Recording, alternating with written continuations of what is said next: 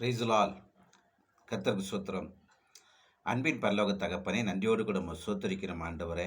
இந்த நாளிலும் கூட உடைய தேவ வார்த்தையை நாங்கள் பெற்றுக்கொள்ளத்தக்கதாக நீர் கொடுத்திருக்கிற இந்த நல்ல வேலைக்காக நன்றியோடு ஸ்தோத்திரிக்கிறேன். இதை யூடியூப் வாயிலாக, வாட்ஸ்அப் வாயிலாகவும் கேட்டுக்கொண்டிருக்கிற அனைவரையும் தேவன் தாமே அபரிவிதமாக ஆசீர்வதிப்பீராக. எங்களுக்கு நன்மைக்கு ஏதுவாக மாற்றி தரப்போகிற தயவுக்காக உமக்கு நன்றி செலுத்துகிறேன்.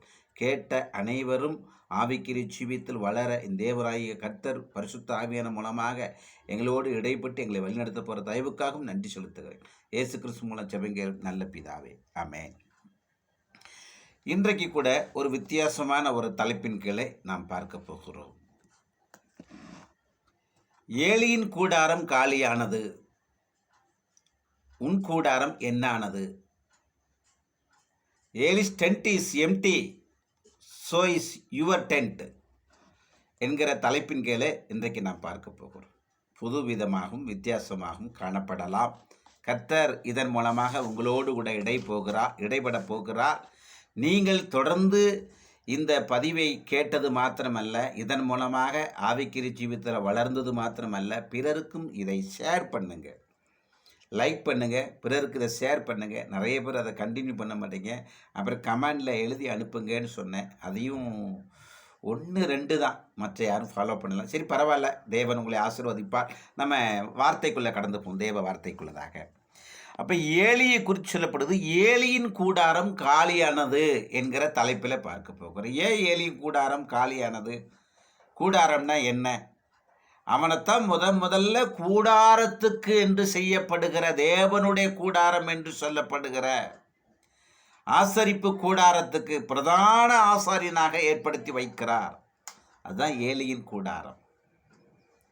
அது மாத்திரமல்ல, அந்த கூடாரத்தில் அவனுடைய சந்ததிகளும் ஆசாரி ஊழியம் செய்ய வேண்டும் என்பதற்காகவே கர்த்தர் அவனை முதலாவது தெரிந்து கொண்டு அவனை உயர்த்தினார்.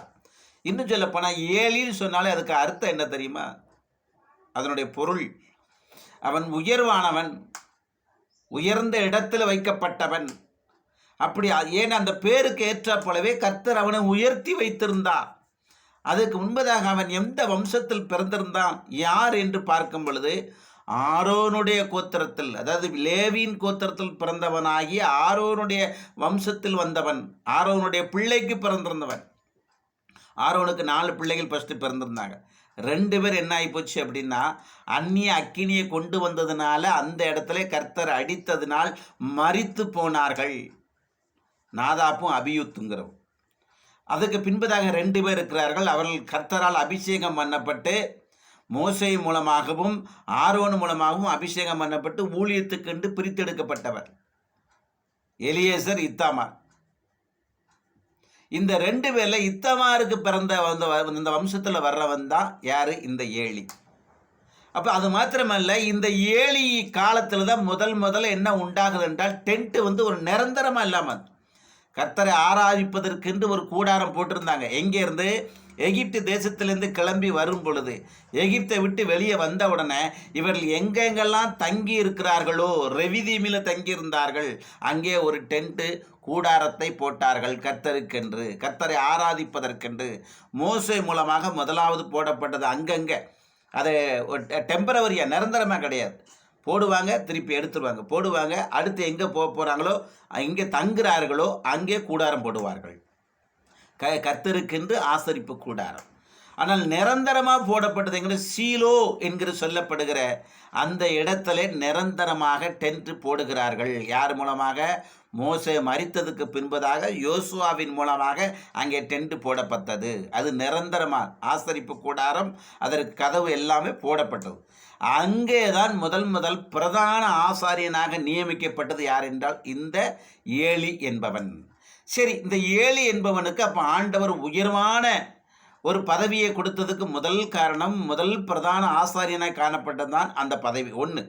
2வது உயர்ந்தவன் என்று சொல்வதற்கு இன்னொரு காரணம் என்ன என்றால், ஜனங்களையும் நியாயம் விசாரித்து வந்தான் அந்த நாட்களிலே. அப்போ 2 பதவியை கொடுத்திருந்தார். இன்றைக்கி இருக்கிற அரசாங்கம் கூட, அல்லது ஒரு எம்எல்ஏக்கு 2 பதவி இருந்தால் ஒரு பதவி பிடிங்கிறாங்க. ஆனால் அன்னைக்கு அப்படி அல்ல. தேவன் என்ன செஞ்சிருக்கிறார்? 2 பதவியை கொடுத்திருந்தார். அப்போ அதுக்கு எல்லா விதத்திலும் அவன் அன்றைக்கு கொடுக்கும் பொழுது அவன் தகுதியாக இருந்தபடினால அவனுக்கு கர்த்தர் கொடுத்தார். அதனால தான் ஏலி என்றாலே உயர்ந்தவன், உயர்வானவன் என்கிற இடத்துல இங்கே வைக்கப்பட்டிருக்கு அதனுடைய பொருள். அப்படிப்பட்ட பிள்ளையானவன் என்ன செய்கிறான் என்றால் எதிலே தவறி போனான். நாட்கள் செல்ல செல்ல பதவி 2 பதவி கிடைத்ததுனால என்ன செய்தான்னு பார்க்க போகிறோம். அந்த நாட்களிலே அதே பின்பதாக பார்க்கும் பொழுது தேவாலயத்துக்குள்ள எத்தனையோ பேர் வருகிறார்கள்.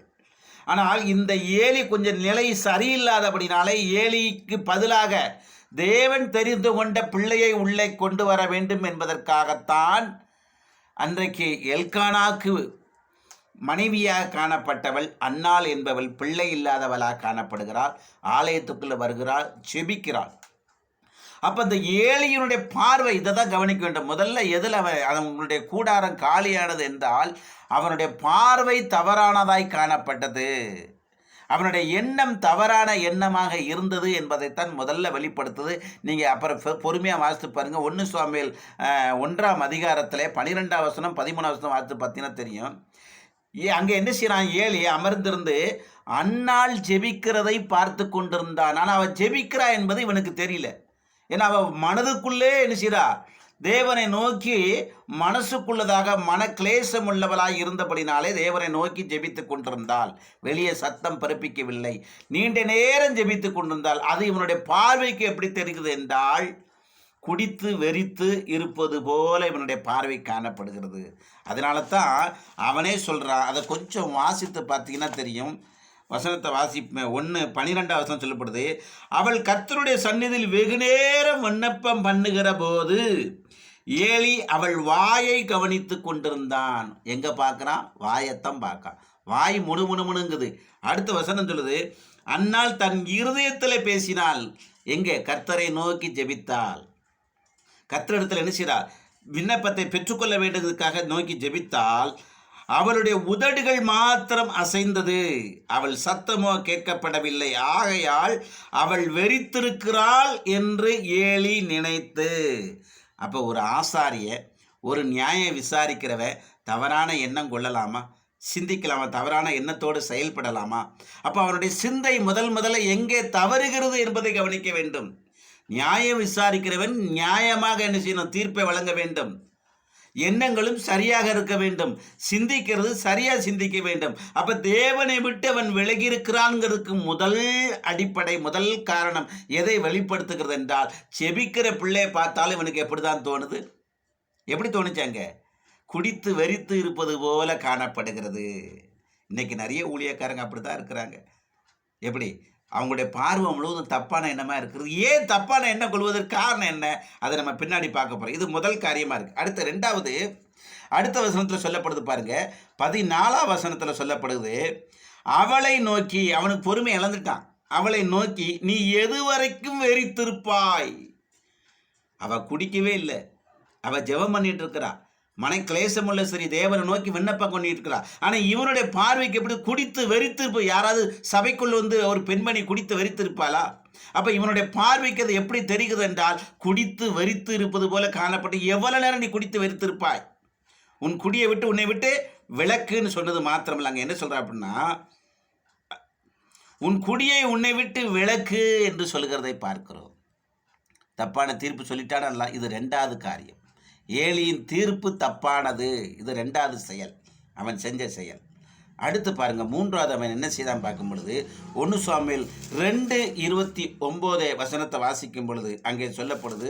1 சாமுவேல் 2:29 பார்க்கும் பொழுது அவன் என்ன செய்தான் என்றால், தேவனை அவமதித்து தன் குமாரனை என்ன செய்கிறான்? மகிமைப்படுத்தினான். குமாரனை மேன்மைப்படுத்தினான், அல்லது குமாரர்களை கனப்படுத்தினான். அப்போ யாரை அசட்டை பண்ணினான்? தேவனை அசட்டை பண்ணினான். நான் சொல்லலை, வேதம் சொல்லுகிறது. அதையும் கொஞ்சம் வாசித்து பார்ப்போம். என் வாசஸ்தலத்திலே செலுத்தும்படி நான் கட்டளையிட்ட என் பலியையும் என் காணிக்கையும் நீங்கள் உதைப்பானேன். என் ஜனமாகிய இஸ்ரவேலின் காணிக்கை எல்லாம் பிரதானமானவைகளை கொண்டு உங்களை கொழுக்க பண்ணும்படிக்கு. அவ்வளவு நல்ல வாய்க்கு ருசியாலாம் சாப்பிட்டுருக்குறாங்க, பிள்ளைகள்லாம் சாப்பிட்ருக்குரு.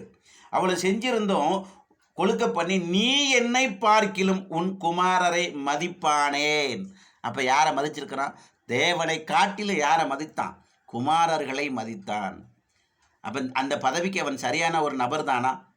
அதனால தான் ஆண்டவர் என்ன செய்தார் என்றால் அவனுடைய கூடாரத்தை காலி பண்ணினார். எப்படி காலி பண்ணார் அதையும் சுருக்கமாக நம்ம பார்த்துருவோம். ஏன்னா நேரம் குறைவாக இருக்கிற அப்படின்னா 1 சாமுவேல் 4ஆம் அதிகாரம் 17ஆம் வசனத்தில் இங்கே சொல்லப்படுகிறது, கர்த்தர் ஏலியின் குமாரர்களை என்ன செய்தார், 2 பேரையும் அங்கே வனாந்தரத்தில் யுத்தம் நடக்கும் பொழுது யுத்தத்திலே மறிக்கத்தக்கதான செய்தியை யார் கேட்குறா? ஏலி கேட்குறான். நீங்கள் 17ஆம் வசனத்தை வாசித்து பார்த்தீங்கன்னா தெரியும். செய்தி கொண்டு வந்தவன் பிரதியுத்தரமாக, இஸ்ரவேல் பெலிஸ்தருக்கு முன்பாக முறிந்தோடி போனார்கள், ஜனங்களுக்குள்ளே பெரிய சங்காரம் உண்டாயிற்று, உம்முடைய குமாரனாகிய ஓப்னி பினகாஸ் என்னும் இருவரும் இறந்து போனார்கள். இதை கேள்விப்பட்டவொன்னே யார் இறந்து போனா? இந்த ஏலியும் மல்லாக்க விழுந்து மரித்து போனான்னு வேதம் சொல்லுகிறது. அதுக்கப்புறம் யார் மரித்து போனா? அவனுடைய மருமக, அவன் மாசமாக இருந்தா, அவளும் பிள்ளையை பெற்றவன, ஆண் பிள்ளையை பெற்றவன, அவளும் மரித்து போனான். அப்போ ஏலியின் கூடாரம் காலியானதா இல்லையா? காரணம் என்ன? அவனுடைய தீர்ப்பு தவறாக இருந்தபடினா, அவனுடைய எண்ணம் தவறாக இருந்தபடினால, தன் பிள்ளையை மதித்தான், தேவனை அவமானப்படுத்தினபடினால, தேவனை மதிக்க தவறினபடினால ஆனபடினாலே உங்களுடைய கூடாரம் என்னானது? நீங்கள் சிந்தித்து பாருங்கள். கர்த்தருக்கு பிரியமாக நடங்க. தேவன் தாமே உங்களை ஆசீர்வதிப்பாராக.